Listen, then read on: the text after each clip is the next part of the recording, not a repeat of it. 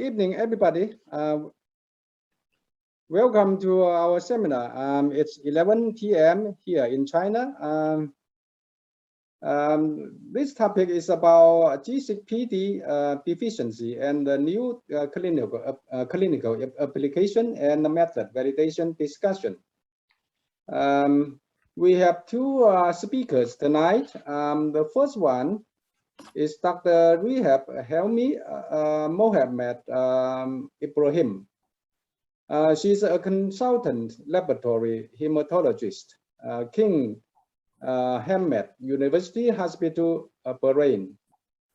She earned her MD degree and PhD degree in laboratory hematology and hematopathology in Cairo University. She has about 10 publications so far in the area of hematology malignancy, for example, leukemia, lymphoma. And she also conducts G6PD related research.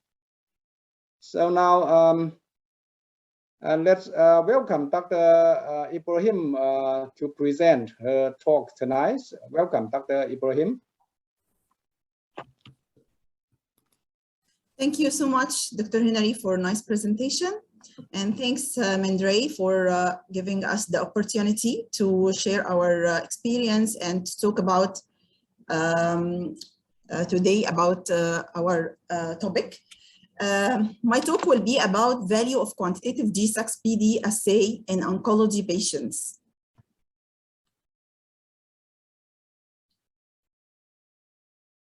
Bahrain, for who do not know about Bahrain, it is one of the Gulf Cooperation Council countries, and it's a rather small country, about 760 square meters, with population of 1.5 million, and capital city is Manama.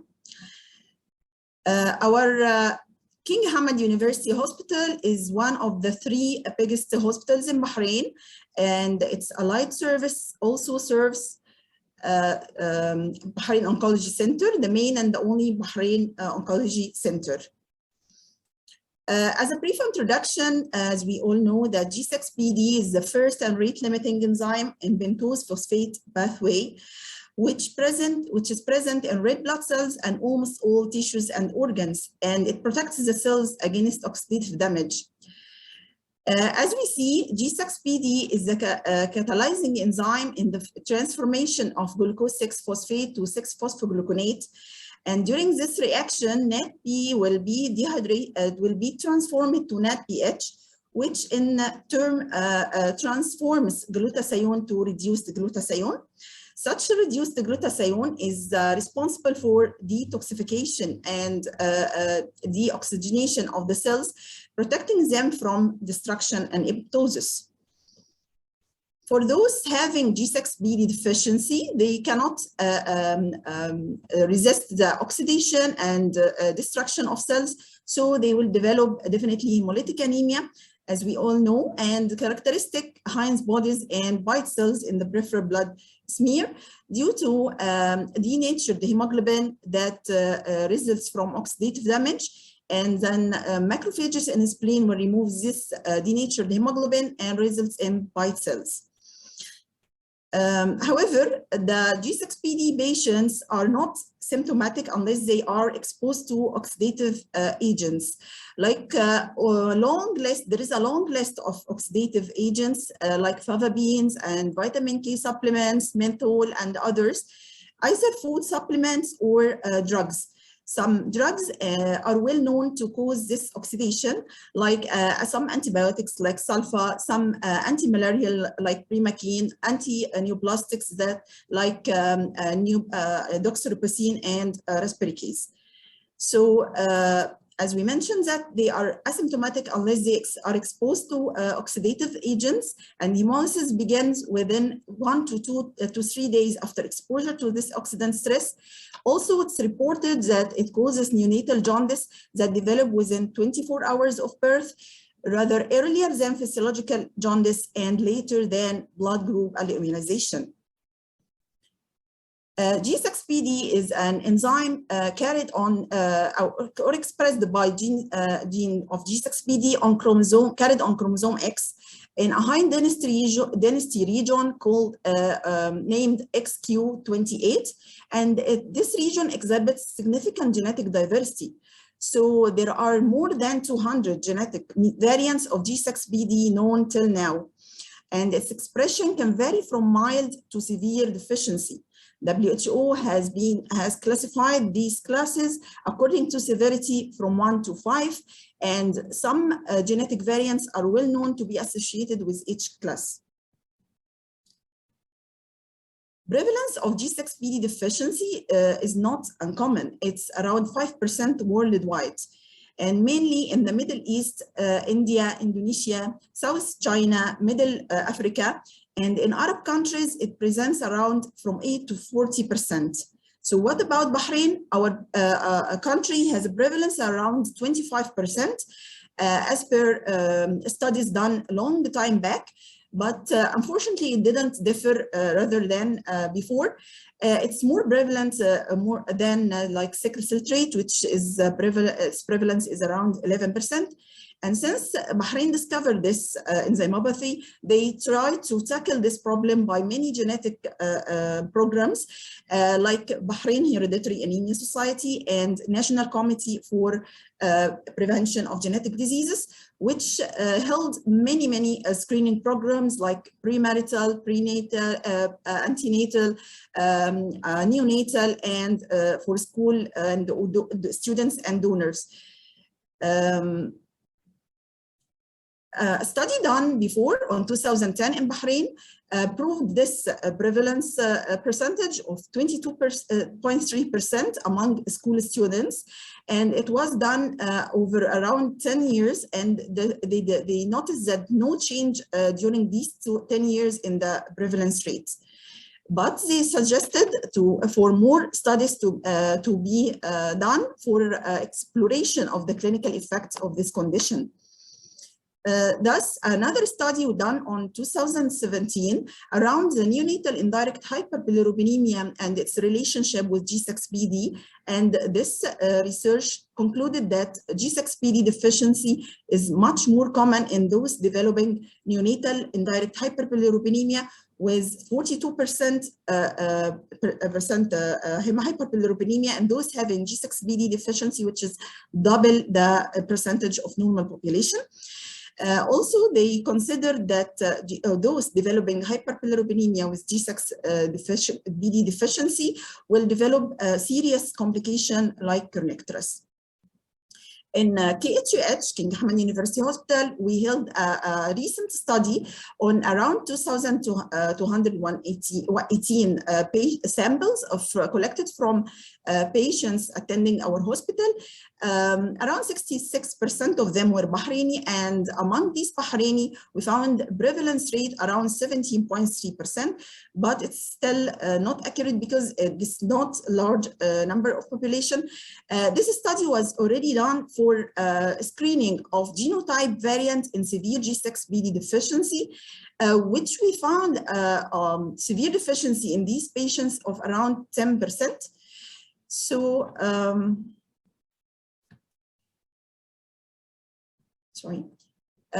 we took around 50 patients of these Bahraini patients, and we did genotyping for them, and we discovered the same results that says that Mediterranean variant is the most common variant among these patients, as mentioned by WHO.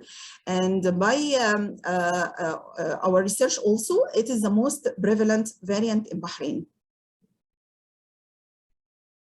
This figure demonstrates our work, our results, and this is the positive cases, expressing almost 100% of them expressed this variant against the control, which were negative. So moving to our topic today, G6PD deficiency and cancer.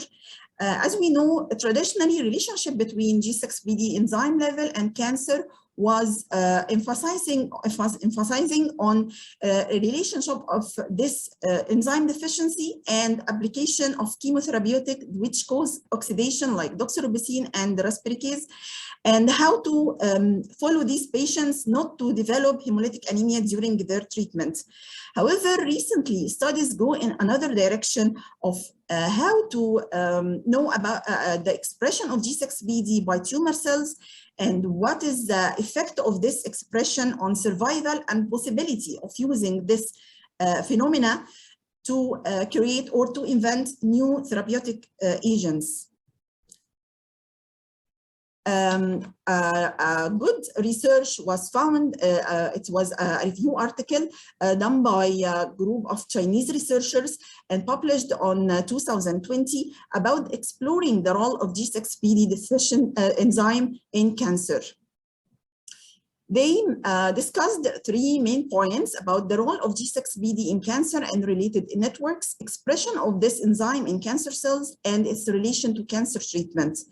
And as we all know that cancer cells metabolism occur at markedly higher rates compared with normal cells. And these cancer cells use both oxidative and glycolytic metabolism pathways. Even in the presence of sufficient oxygen, there is increased glycolytic metabolism, a phenomenon known as Warburg effect. This figure demonstrates the effect of and the role of G6PD in both normal and cancer cells. As we see here, and as we mentioned earlier, that G6PD catalyzes the reaction of changing NADP into NADPH, which reduces the glutathione and has its effect as an antioxidant. This reaction also results into production of ribose 6-phosphate, which is the raw material of nucleic acid synthesis inside the cell. So G6PD has two roles that detoxify the cell and prevent its apoptosis or death, as well as it helps in its proliferation through nucleic acid production and increase in nucleic acid production. So in cancer cell, do we imagine that its role will be different? No, it is the same. But in contrary, they found that many pathways increase G6PD activity in the cancer cell, leading to a prevention of reactive oxygen species from its main role, which is apoptosis of the cell. So it opposes even the protective effect of ROS on these cells. This figure demonstrates the quadruple action of G6PD in the survival of the tumor cells. Regarding the proliferation, they found that many protein kinases like BAC4 and polo-like kinase, they increase the activity of G6PD during metabolism, and this increase of G6PD will activate the pentose phosphate pathway that prevent death of the cell and increase its proliferation, as we said before, through production of ribose 6-phosphate and nucleic acid formation. In the era of apoptosis, they found also that G6PD increases the expression of BCL2 and BCLXL, which are anti-apoptotic substances. They found also that G6PD increases and activates cell cycle at a very high rate through activation of cyclin E, S100, cyclin D, and other cyclines, which increase cell cycle activation. Also, they found that G6PD with activation of NAD oxidase, NADP oxidase, will increase the expression of STAT3, which accelerate also the cell cycle, and in the same time, it will be opposing the tumor suppressor agents like P53 and P22. Lastly, but not least, in the field of invasion and metastasis, they found that G6PD increasing the NADPH production will increase what's called hypoxia-inducing factor. This factor is the main factor in invasion and metastasis of tumor cells. So by all these mechanisms, researchers found that expression of G6PD in tumor cells is higher compared with that in normal cells, and its expression is associated with overall survival of the patients. They studied many tumors, and they found the same results regarding bladder cancer, endometrial cancer, cervical cancer, stomach, kidney, lungs, pancreas, hepatocellular carcinoma, acute myeloid leukemia, and others. This picture demonstrates also the results of these research. The red box represents the G6PD activity in tumor cells, and here in the normal cells. We can appreciate that G6PD activity is much higher than in normal cells, in tumor cells is much higher than in normal cells in almost all the cancer types. And this finding also was related to survival of the patients, overall survival.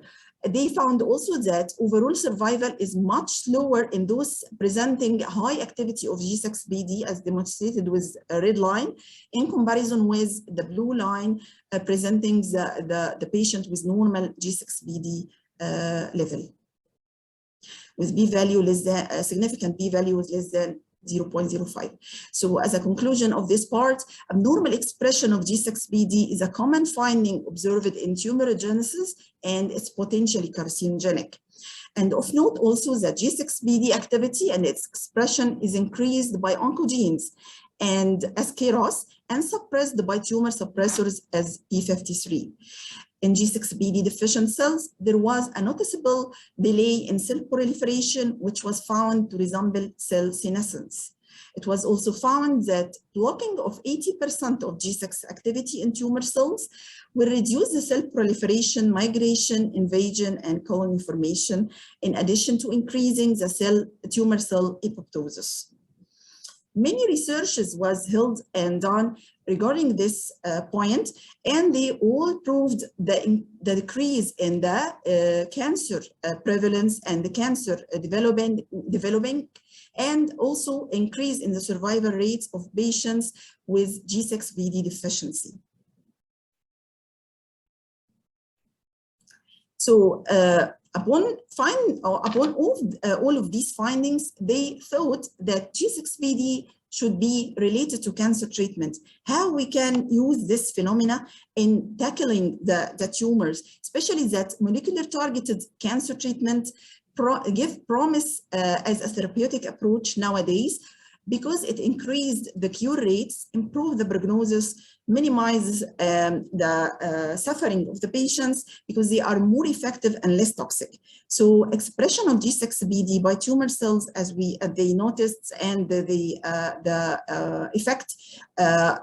positive effect on tumorigenesis, will give us opportunity to improve the efficacy of treatment if we oppose this action of G6PD and inhibit the activity of the enzyme in cells.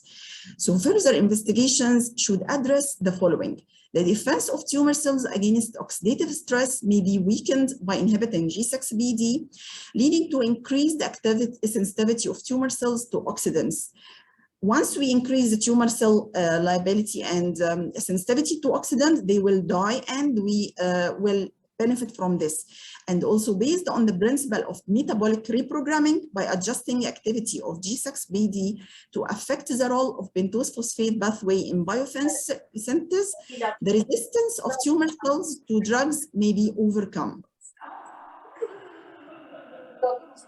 So many drugs were invented till now, but from these drugs we have one drug called now RRX-001. It's 3-dinitroazacitidine.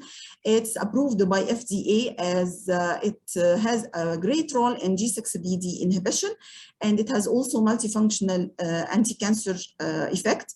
It was evaluated on about 300 patients in 9 clinical trials, and it reached the phase 3. It passed the phase 3 clinical trials, and they are entering this drug also in phase 3 multi-center studies. to use it in relapsed refractory solid tumors. And the only drawback that this drug affects or reduce the viability of peripheral mononuclear blood cells by 30 to 70%. Another group of drugs derived from polydatin. This is a natural extract from many foods, and even it's present in grapes, chocolate, red wines, and others that is naturally derived. And they found that it's a good G6PD inhibitor that cause ROS accumulation, reactive oxygen species accumulation, and experiments have shown that this drug is non-toxic to animals at dose of 200 milligram per kg, and for humans at a lower dose of 40 milligram twice daily. Therefore, it's promising a drug used with confidence in clinical treatment.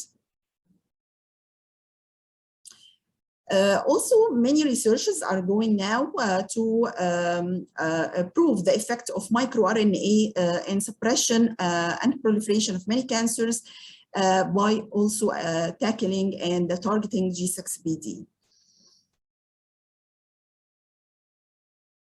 So, moving to G6PD assay, when and how to assess this enzyme. As we all know, there are many indications for assay, like prior to treatment with any anti-malarial or anti-neoplastic drugs, especially that we mentioned before, doxorubicin and rasparinase. And in those having hemolytic anemias, either non-spherocytic hemolytic anemia in adults or neonatal non-immune hemolytic anemia, and also in FAFism. Also in family history of G6PD deficiency and FAFism, in red cell morphology abnormality, when we find Heinz bodies or white cells in the peripheral smear, also in hemoglobinuria, in acute hemolysis following hematopoietic stem cell transplantation, when the donor is G6PD deficient or status is unknown. So there are many other indications, like also we mentioned before that screening programs are now mandatory for any country to tackle this problem. Methods of assay are divided into qualitative and quantitative. For qualitative, we have like a fluorescence spot test and methemoglobin reduction test. Quantitative, we have mainly spectrophotometry, and there are also rapid point of care testing for this enzyme. G6PD status is usually determined by measuring enzyme activity in lysate from whole red blood cells by either quantitative or quantitative assay. In both, the principle is one, lysate from red blood cells to bring the G6PD enzyme outside and assess it.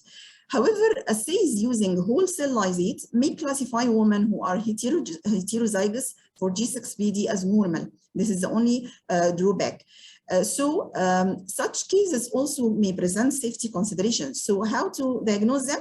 We have genotyping or cytochemical staining of intracellular G6PD activity. This cytochemical staining allows visualization or enumeration by flow cytometry of the two distinct red cell population resulting from normal and deficient alleles. However, quantitative methods are still superior on qualitative methods, as they allow the discrimination of severe, intermediate, and normal levels of the enzyme. Moreover, qualitative technique faces many technical challenges that are tackled and alleviated by quantitative assay. Our experience in King Hamad University Hospital that we started with qualitative assay since we didn't have at that time the Bahrain Oncology Center yet constructed. But upon opening of this huge center, we and we realized the importance of quantitative testing, and we sought many companies actually to get any machine that assess quantitatively just the G6PD, and Mindray actually solved our problem to find a fully automatic test for G6PD using UV enzymatic methods. This instrument from Andre depends on measurement of absorbance change at 340 nanometer due to reduction of net B by G6PD enzyme. The G6PD reagent is ready to use and can be tested in chemistry analyzers without manual operation. Mendray test for G6PD gives a quantitative, accurate result rapidly, which is suitable for G6PD deficiency mass screening and patient management. We are running around 700 cases monthly, including many screening programs, away from neonatal screening, because neonatal screening is done by another method, from a blood test, a blood paper test. So 700 cases only for screening, other screening other than neonatal. And from our experience, this machine is the highly reproducible instrument with high accuracy, 100% results acceptance by our CAB BT survey, proficiency test surveys, and correctly classify G6PD patients with good turnaround time and user-friendly by our staff. My conclusion for my talk today is that G6PD deficiency is not an uncommon disease and has to be taken in consideration in almost all the screening programs. There is an intimate relationship between G6PD level and cancer. G6PD may be characterized as participant rather than bystander in the process of tumor genesis, and downregulation of G6PD may enhance the sensitivity of certain types of tumor to chemotherapeutic drugs. Therefore, it serves as an important target for cancer therapy and for prevention of resistance to chemotherapy. Some G6PD inhibitor drugs are now approved as target therapy. However, more studies to be required to get maximum benefit from such phenomena. And the quantitative assay of G6PD is definitely superior on qualitative assay, especially in cancer patients. Thank you so much for your listening and patience, and hopefully this presentation benefits all our audience. Thank you again, and thank you for Mendray and Mike with you, Dr. Henry.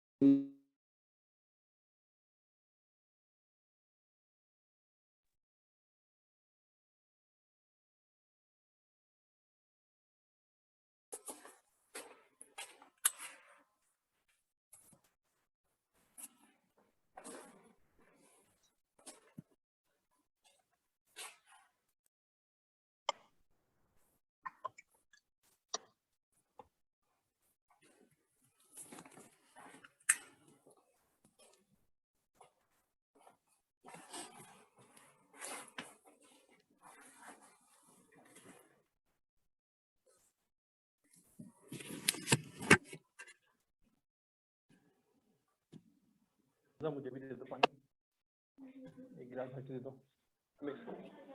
Mix करिए, ये जाने उसके पास था, Pfizer के पास। हाँ।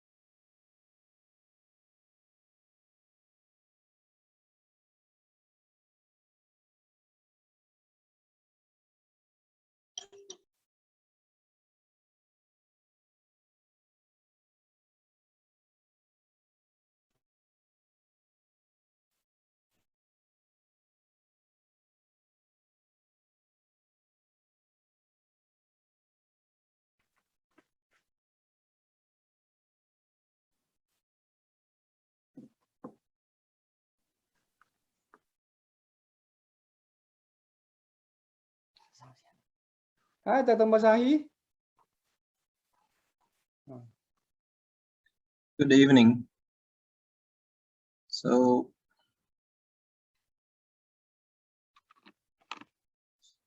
good evening, everyone, and thank you to come and attend this webinar today. So today I will present one of the project which I work in Royal Hospital, which is we validated new G6PD testing method, which is brought by Mindry companies. So G6PD deficiency is one of the commonest enzymopathy around the world, affecting around 400 million people around, and it is X-linked inherited. In Oman, around 25% of males are affected by G6PD and 10% of the females. And Mediterranean mutation is the commonest mutation which we have in Oman currently.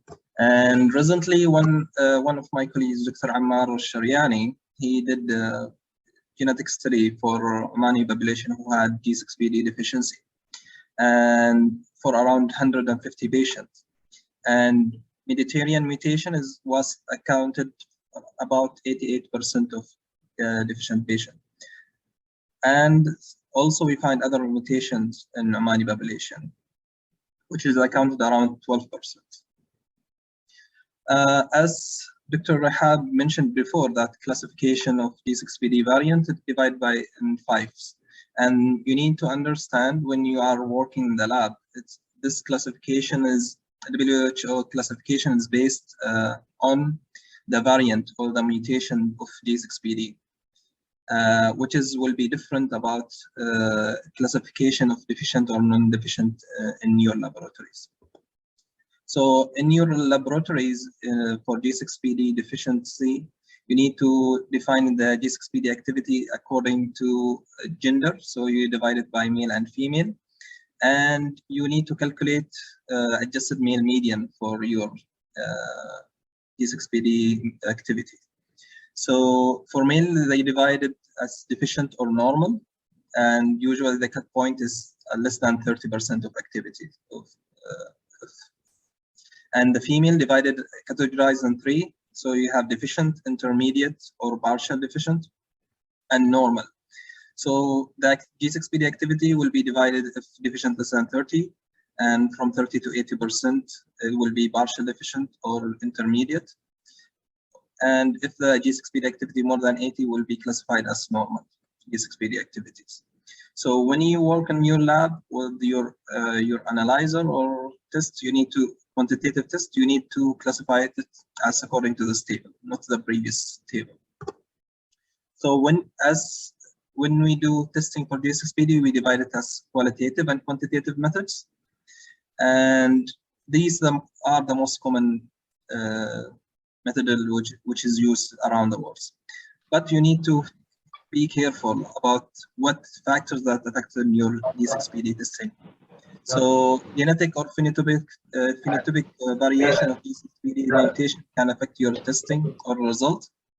The methodology of your testing, what analyzer you use, what test you use, what methodology you use, also can affect it. Reticulocytosis it is one of the commonest cause of give you a false positive, false normal result, especially in neonates. High leukocytosis count. This is also important especially when you have a leukemic patient with leukocytosis. So this can give you a wrong results.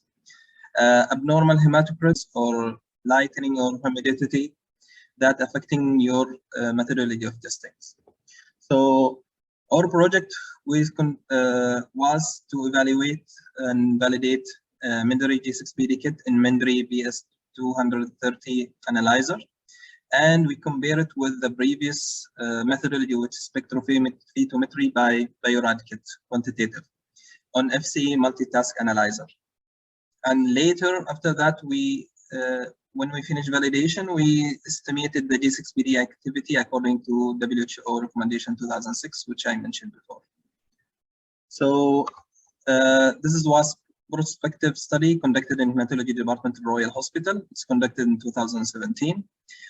We collected random samples from different ages and different genders, and the sample were tested according to the manufacturer manual and SOP of the laboratory. So first stage, we did the validation for the kit and the analyzer. So we use, for validation, you need to use precision of the assay within run or between the days. You need to calculate your bias of this assay, your linearity, and carry over an upper and lower detection limit. Later, you need to do your statistical analysis to see the correlation between the two methodology and the result. Also, you need to calculate your G6PD activities.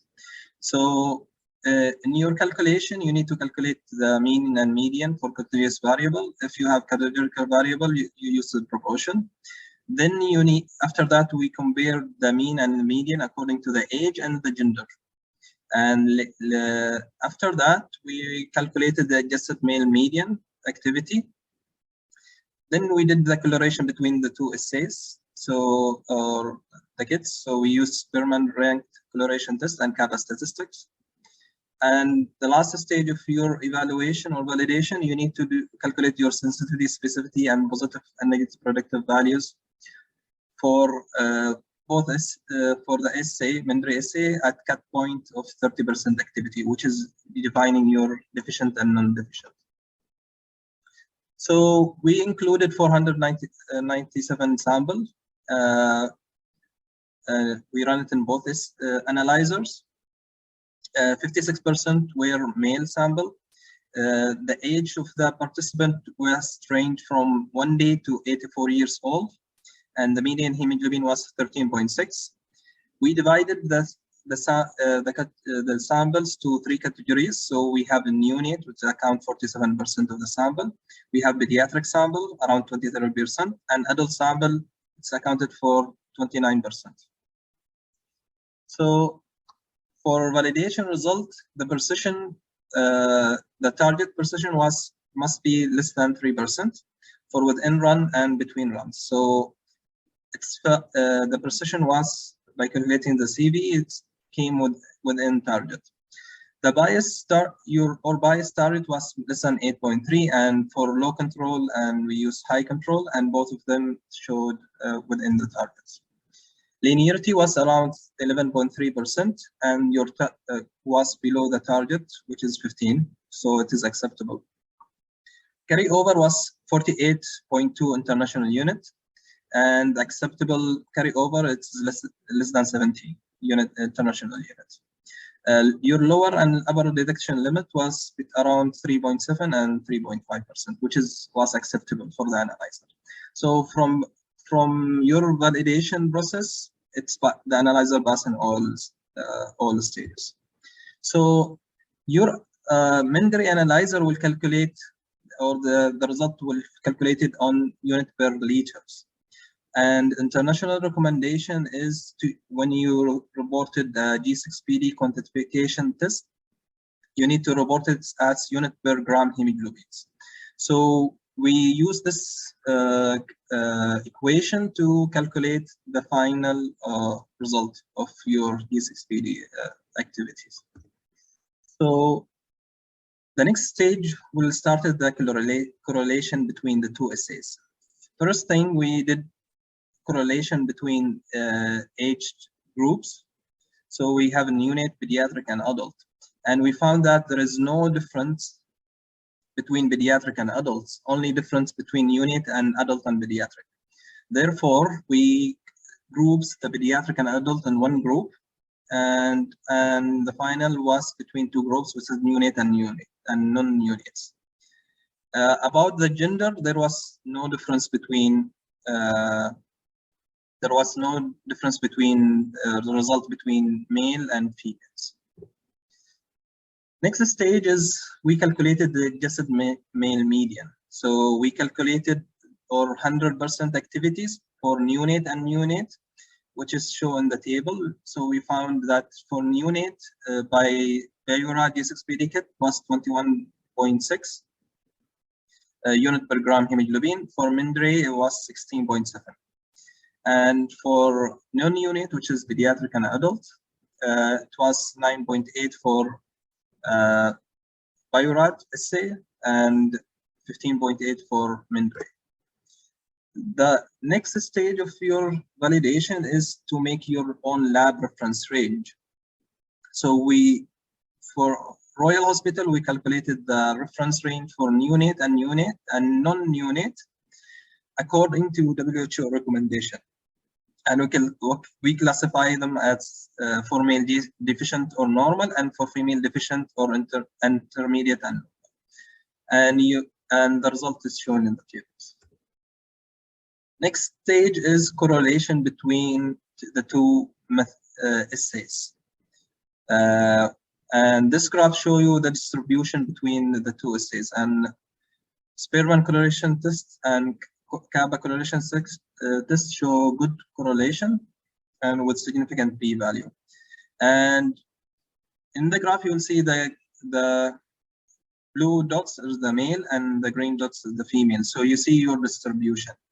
And in this square is the partial deficient both in two assays. And you see mostly the partial deficient you will find is the green dots, which is the females. Also, you will notice there are some outliers. So, and this is because some sample will have high G6PD activities. And for the next is also for correlation between the two assays for non-unit. Also here you will see in the middle box is the partial activity or intermediate. So you'll see most of the dots are the green. So this is, you will find the female are partial deficient, most of them. And also the correlation in Kappa and Spearman tests was significant with significant p-value. So it's showing good correlation between the two assays. The next stage is your calculation your sensitivity and specificity and positive predictive value and negative predictive value. For neonate, it's the sensitivity was around 90% and specificity is 98%. And recommendation is your sensitivity and specificity. It's recommended to be more than 95%. So for neonate, your sensitivity is low because a lot of neonate they have a lot of reticulocytosis and high hematocrit. So this will give you a higher rating comparing with the adults who are having no reticulocytosis and their hematocrit is acceptable. So in neonate sample, you will find there is a good sensitivity around 96% and good specificity 97%. So this assays or this analyzer shows very good specificity, sensitivity, and positive predictive value and negative predictive values. So what's the difference between the two methodology or testing? So Mindray test was automated or fully automated. So there was minimum human interfering comparing with the Biorad assay, which was using manual pipetting. So there is a lot of difference between it. Also for the sample which is used for Mindray, they use packed red cells. So that will not be affected by patient hematocrits. For example, pediatric will having high hematocrits comparing with the adult, which will be with the normal. Comparing with the Biorad kit, which use the whole blood. So the whole blood will be affected by your hematocrit. Also, what is important is the hemoglobin measurement, because hemoglobin was measured in different analyzer comparing with the Mindray. And I think it will be better if we measure it in the same analyzer. So it give you more consistent result for your sample. Also, we noticed that higher adjusted male median in Mindray analyzer, and this is also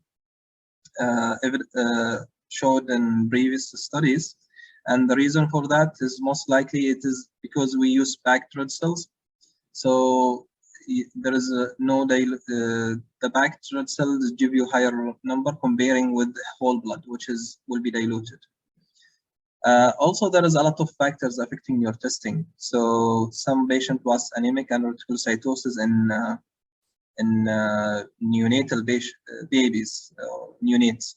So this reticulocytosis give you high G6PD activities, and this is affecting your result. So in conclusion, Mindray G6PD passed all validation tests. The two quantitative assays showed a very good correlation, and one point which is very important, that we need to do genetic testing to confirm the mutations. So this will give us more confirm or more consistent result to differentiate between a false positive or false negative results. So future plan for Royal Hospital or laboratory is to estimate the range for normal population. So this is we will do it after we came up with the result. So we'll take from normal patient and we check for it is the value consistent with or result or reference range or different, and we and compare it with the current range which we use currently. So thank you for your listening, and feel free to ask any question. Thank you very much, Dr. Mosali. It was a great talk. So right now we are in a discussion session. So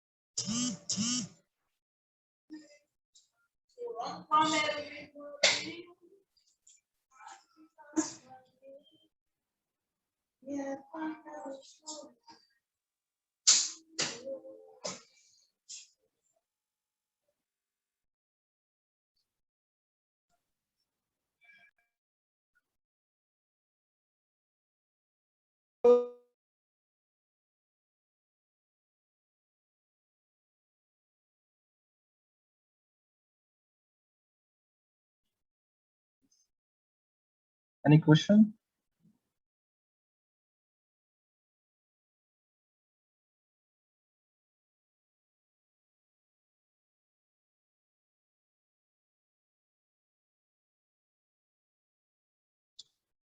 I think there is a question about what and how you study carryover. So carryover is we use CLSI guidelines. So we use multiple high and low dilutions, and we run it in sequence, which is recommended by CLSI. So after that sequence, we each sequence between a high level and low level, we calculated the carryover by equation.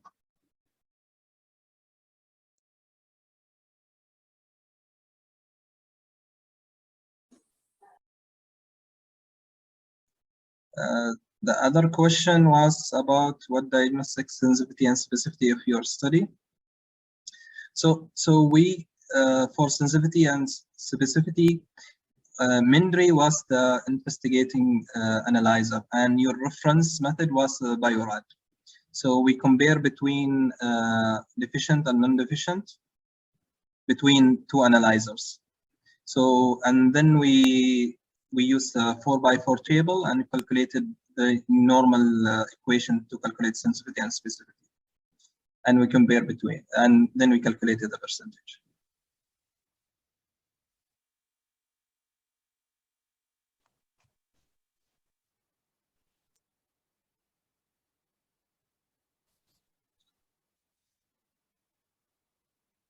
The third question.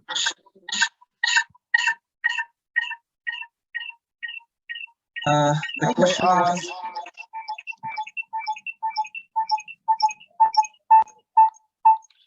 There be a problem here with the connection. Sorry.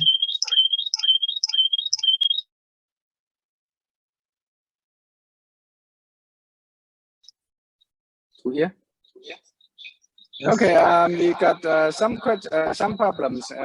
Right now it's okay. So the next question is. Oh, where is the question?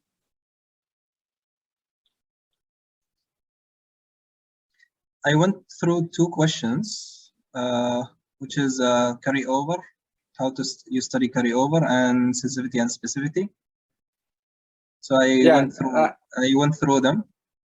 And yes. third question about usually intermediate infection is occur only in female. Yeah, the next question is, when calculating sensitivity and specificity to one method, what is the standard against which the results are compared? So I think this is this question is to Dr. Mosahi again. So I mentioned before that your biorad essay was my reference. So, and Mendry was my study group or study essays. So I compared, I calculated sensitivity by dividing first is each essay by deficient and non-deficient. And we calculated, we do it in 4x4 table, and then we calculated sensitivity and specificity by according to known equations for sensitivity and specificity. So our reference method was the previous method used in Royal, which is biorad, and the Mendry was the current one. Good. So the next question is,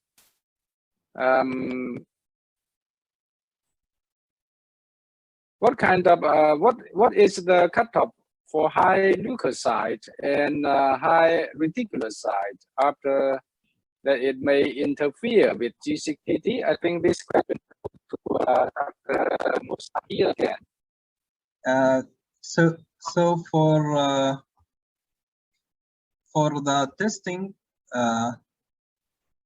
usually this thing is your normal range. So if your result was within normal range for reticulocyte and leukocytosis, that less interference with your G6PD. If you have high reticulocyte above your normal range, your leukocytosis above your normal range, at that time will be affected. If your result was within normal, the effect will be minimal, or there is no effect. Sir, if it is effect means if below the I mean deficient, it will affect, it will decrease the level, or it will be normal. How it will affect?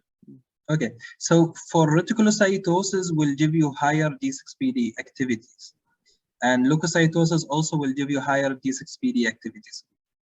The reason for that you have reticulocyte, immature reticulocyte, and your leukocyte having G6PD. With increasing your cells, you will increase your presence of G6PD. So when you put the sample in analyzer, and your analyzer will hemolyze your red cells or your cells, all G6PD will come out from your cells, and that time the analyzer will measure it. So if you have reticulocytosis, you have leukocytosis, that G6PD, when it's hemolyzed, will come out. When the analyzer will calculate it, will higher. So always leukocytosis and reticulocytosis give you a higher reading or false normal. So sometimes you will miss patients who are deficient. Okay, thank you, sir.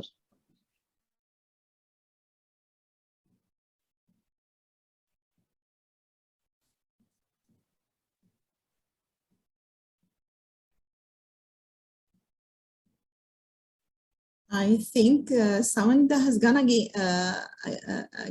So The next question was about, does recording the result of G6PD enzyme activity higher than the highest normal limit require research for cancer biomarker? Yeah, the answer is yes, definitely. And this is considered as a new application and a new consideration of assessing the G6PD activity. As we said that increasing G6PD activity inside the tumor cells will increase its survival and its resistance to chemotherapeutics.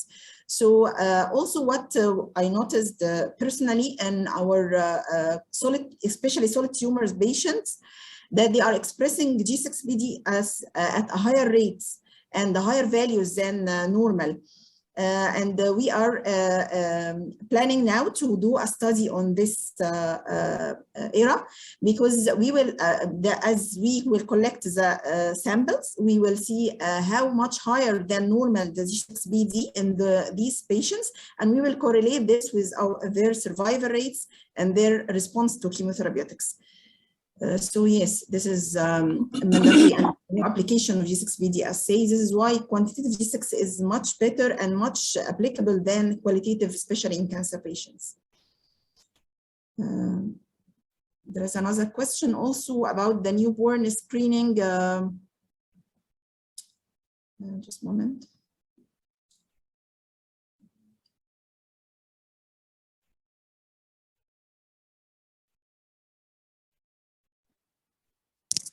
Can I ask questions? Yes. Yeah, you can, sure. Yeah, regarding your last point, and as Dr. Musleh mentioned, that what is the best patient age in children to perform screening for G6PD? Because as some studies show it that newborns, they have high reticulocyte, and this definitely it will give you high G6PD activity, and maybe also give false negative. My question, any age after 3 months of age or 4 months or what? Thank you. Thank you for your question. So usually neonate, which is neonate period is around 4 weeks after deliveries. And mostly when newborn, they have reticulocytosis at that time. So always the quantitative is they are very good in detecting the deficient babies or neonates. So this is a good thing, because I show you in my study result, they have very high specificity. So you can detect deficient newborn earlier when you do it. But because, as I said, reticulocytosis affect your results. So after 1 month, I think it is acceptable to do it, because when we divided our age group of the patient, we divide neonate, which is first month of life, and from the second month of life to 13 years old, we calculated as pediatric, and from 13 years old up to 84 years old, we calculated as adult. So, and the statistics show that if you have from second month, which pediatric to the adult life, the G6PD activity was the same. There is no difference between the two groups. So I think after 1 month from delivery to do a G6PD test, that will be acceptable, because at that time reticulocytosis will be low in the babies. I believe also that in early neonatal period, it's recommended to do from filter paper G6PD quantitation, actually, to avoid these false positive or false negative results. There was also a question about how often do you get routine requests for neonatal screening using the MINDRAY, not the heel prick and filter paper method. I think this question for you, Dr. Musleh, because the doctor asking is our doctor. Yeah, so because for neonates, we have the protocol that all neonates they are tested for G6PD. For G6PD around Oman. So all hospital in Oman, they do G6PD testing for all newborn. However, the methodology is different between hospital to hospital. For example, Royal Hospital, we use Mindray, so it's quantitative, and when other hospital they use Mindray is quantitative testing, and other hospital in Oman they use the qualitative test, so which is the fluorescent test. So all of newborn in Oman are screened for G6PD because we have high prevalence of G6PD in our population. So you are using Mindray as routine testing for neonates? Yes. So in Royal Hospital, it's used for all G6PD testing. We don't differentiate between neonates or adults. So all screening done by Mindray. Because we are using the filter Bieber method. And actually we found some, for confirmation of some babies or some neonates, we can use Mindray, but actually we found such false negative results from this because of high hematocrit, as you said, and reticulocytosis. So I prefer to use the filter Bieber till like 4 weeks or 1 or 2 months like this, and we can go with Mindray.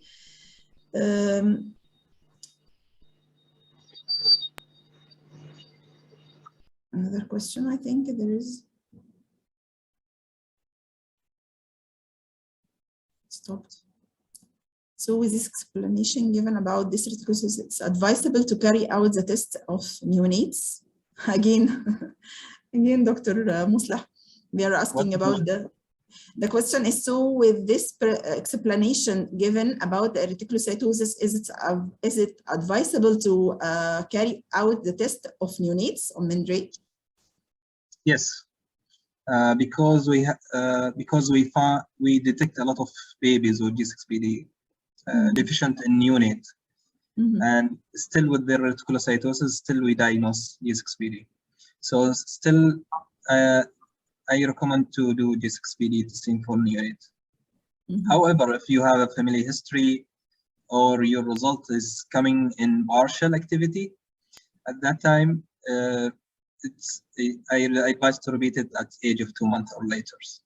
Because, I think there is a question was about if it is partial deficiency is usually you will find it in female, but you will not are the male having partial activity or not.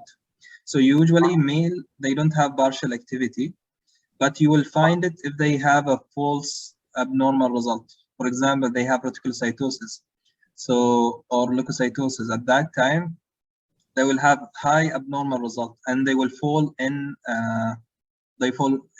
partial range. So that's the answer for that question about if the male they have partial. No, the male will not have partial, but they can fall in partial if it is false abnormal result. They have a high reticulocytosis or other factors increase your G6PD activities, and then when you calculate it, it will fall in your partial range. Dr. Musleh, and usually for male above 30, it is above 30 usually it is normal. So there is no partial deficient for them. Dr. Musleh, I would like to ask a question. It's a little long, so I don't want to write it. Can I? Go ahead. Okay, so you presented, some data on the genetic analysis of patients from Oman, I believe. Most of them were Mediterranean. Few were A minus variant. And just now the discussion was on those who are having intermediate values. Now, are you aware of any study which has seen the molecular analysis of these cases with intermediate values? When we do those with very severe deficiency, less than 10%, as Dr. Rehab has pointed out, we found almost all of them, were the Mediterranean ones, at least in our samples. So and it's not a little number that are intermediate in males also. So I was just wondering if you have any study, knowledge of any study in which those males with intermediate values, genetic analysis was done, like a sequencing study, to see if there were other variants in this particular group. So to clarify the things, that when we go back, I think Dr. Rahab's slides, we had the classification of the WHO for G6PD activity or G6PD deficiency. And in her slide, you'll find the mutation, which is classified. So around the world, I think there is more than 400 documented 400 mutation in G6PD. And according to that classification is, according to the classification, they categorize it according to the activities. One thing you need to keep in mind that not all mutation will have the same range or same activities. So your cut point, for example, your WHO classification is the cut point is 10%. So some of the mutation, for example, Mediterranean, can give you range between 5 to 15. So it's passing above the 10%, which is WHO classification. I don't remember the studies, but there is a study which is conducted and showed that if you have, for example, example is 100 patients with Mediterranean male and Mediterranean mutation, and you check their G6PD activity, you will find not all of them falling below 10%. They will fall around 10%, so between 15 to 5 or less. And the reason of that, maybe the methodology, maybe the genetic, there is polymorphism. So there is studies which I remember was conducted and show that result. So yes, the variant classification WHO classify Mediterranean as class 2, less than 2, less than 10% activity. However, not all patients with this mutation will have less than 10% activity. Maybe they will have 11, 12, 13. So this is to keep in mind that there is difference between genetic and phenotypic, which is phenotype. So genetic, you will have the Mediterranean mutation, but phenotype, when you go and check your G6PD activity, you will have different activity and range. I hope this answers your question. Thank you. I was just, my question was related to other variants, not the Mediterranean ones, that could, explain some of those cases which have, in the range between 10 to 60% activity. I was specifically, wondering about any, publication for, these cases, non-Mediterranean mutations. Yeah, there is because there is publication which is like classify the mutations. Yeah, and were they done in the Middle East region, or it's like elsewhere? No, it's not in the Middle East. I don't think it is in the Middle East. But there is a study which comparing the mutation. Even for minus A, it was higher G6PD activity. So minus A was falling between class 3 and class 2. So that's one thing. So there is I remember that I go through one of the study genetic testing. You will find it in PubMed. I'm sure of that. Thank you very much for your response.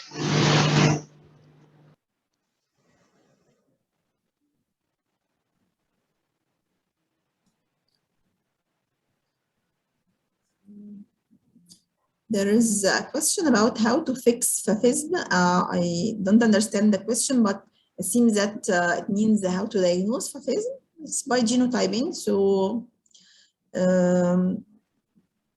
no specific other than G6PD evaluation or assay and genotyping. I think questions have ended, and There is one I have a other question for Dr. Which Ibrahim. recommendation you give us about when to check G6PD in cancer patients? Actually, in cancer patients, it's mandatory to screen for G6PD activity and G6PD quantitatively assayed in all cancer patients. Either to benefit from the level of the enzyme to follow up the patient for these those chemotherapeutics like we mentioned doxorubicin, rasparinase, and others that cause oxidation of the cells and may cause hemolytic anemia for the patients. Or also we can use as an activity, but this may be later on, to use the reagents of G6PD inhibition or inhibitors as a new therapeutic targeted therapy. So it's screening is mandatory for all cancer patients, actually, either hematological or non-hematological. Thank you. Welcome. And I think the sound, no way to come again. Dr. Henry, I don't know, there was a problem on internet or something, but I think by this question, we ended all the questions, and I think we have to finalize the meeting. And thank you for all of you for attendance. And thank you, Dr. Mosleh. Do you want to add anything? Yeah. Thank you very much for both speakers. Oh, you are here again, doctor. Welcome back. Yeah, welcome back. reconnected. Welcome back. Yeah, I had a poor internet tonight. No problem. Sorry. Yeah, it was a wonderful seminar tonight. So I can see many questions here, but because of the time limit, so we can share and we can discuss later and between the speakers and the audience. I think so. We have already recorded the seminar, the speakers too, so the talks too. So so I hope this would be helpful to guide our clinical practice in the future. So to help everybody in laboratory or in clinical settings.